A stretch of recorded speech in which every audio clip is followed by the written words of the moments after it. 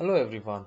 In the previous tutorial, we learned about the post request basics and created a post request in the Postman tool. This time, we will do the same in Rest Assured. Let us quickly move to the Rest Assured code. We are in the Eclipse IDE and previously we composed a getRequest class with the main method containing our test. In the real life scenarios, in actual projects, we never do that and write the tests in the main method itself. We have separate test classes and those test classes contain separate test methods which cater to the tests. With that in mind, we need to compose our post request with a separate test addressing creation of the user. Thus, we go to the request folder and we create a new class and call it post request. We click finish and the post request class has got created. Another thing to be noted over here is that in our pom.xml file, we have the rest assured dependency and the JUnit dependency. To launch our test, we need to add another dependency which will help in the execution of the test. So we move back to the browser and copy it from the Maven repository. The name of the dependency is JUnit Jupyter Engine. Thus, we select that particular dependency and paste it in our pom.xml file under the dependencies. You see it is not aligned, so let us quickly align it. We select Ctrl A and Ctrl I, which will help us in alignment, and save it as well.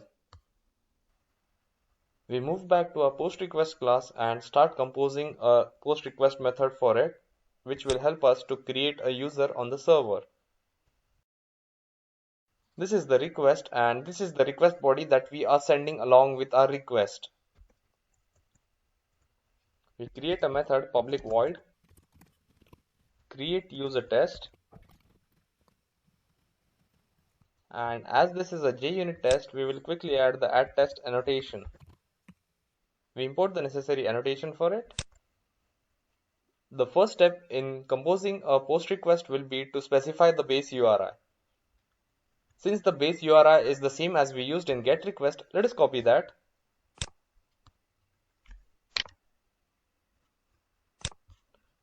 And use it for our post request method. The next step will be to specify the request payload that we need to send along with the request. The payload that we had used in Postman is basically to create a username and a password which has already got created on the server, and hence if we are sending it again and again, what we get in return is the message which is user already exists and a 406 as the status code. Thus, we need to specify a new username and password for the post request we are composing. But nonetheless, we can still use the request body that we have over here.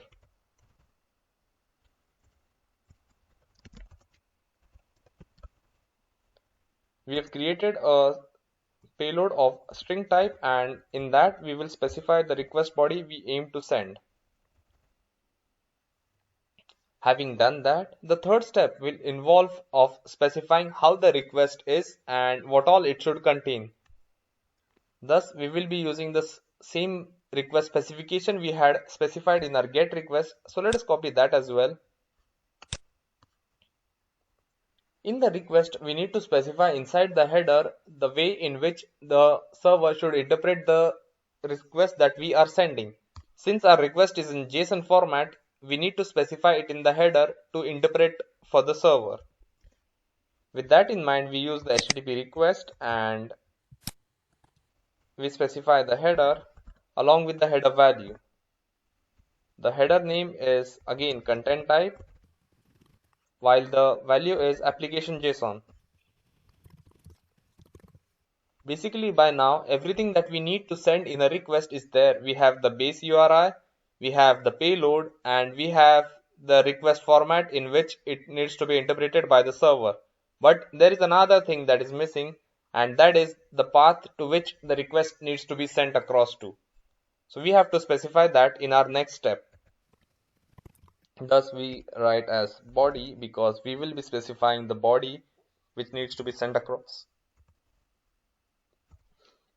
and payload is the one that we want to send across in the request body, and we need to post it to the specific path that is of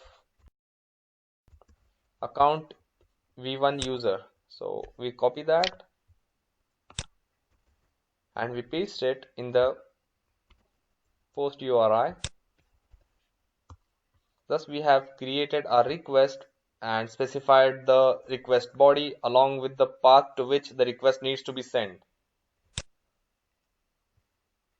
Once this request gets sent to the server on its end will verify the request and send across a response to us. This response needs to be captured in a response object. So let us do that. We need to create a variable of the response type to store the response we are receiving from the server. And thus with that in mind we write the variable. We will import the necessary package for it, which is of response type. One of the determinants if the request was successful or not is the status code we receive from the server. In our case, we are composing a post request, which will basically create a user on the server. Now, if the user is to be created on the server, the response we are expecting from the server is 201 as the status code. The response we receive from the server needs to be extracted for the status code, and with that in mind, we will simply get the status code from the response. We have used the getStatusCode method previously, and that's the same one that we are using this time as well. And the return type is an integer, so we will write an int variable to store it. We are supposed to create a username and password for a user, and with that in mind, the username and password specified here is already been created. Hence, we need to create a unique username and password on the server for the respective user. So we will basically write post underscore request as the username, and maybe specify post request at the rate 12345 perhaps as the password, which will make it simpler for us. The last step will be basically to print out the status code we are receiving as a response from the server to determine if we are getting the required HTTP status code. If we see in the list of HTTP status codes, the 201 specifies a success message and it denotes that the request has been fulfilled. Also, it resulted in the creation of a new resource, and that's the one we are expecting from our response.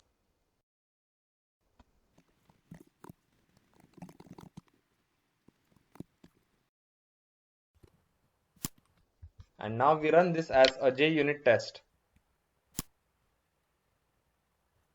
We received that the response status code is 201, which was the expected value. Thus, the post request was successfully sent to the server, resulting in creation of a user. Thus, this is one of the many ways in which we can compose a post request.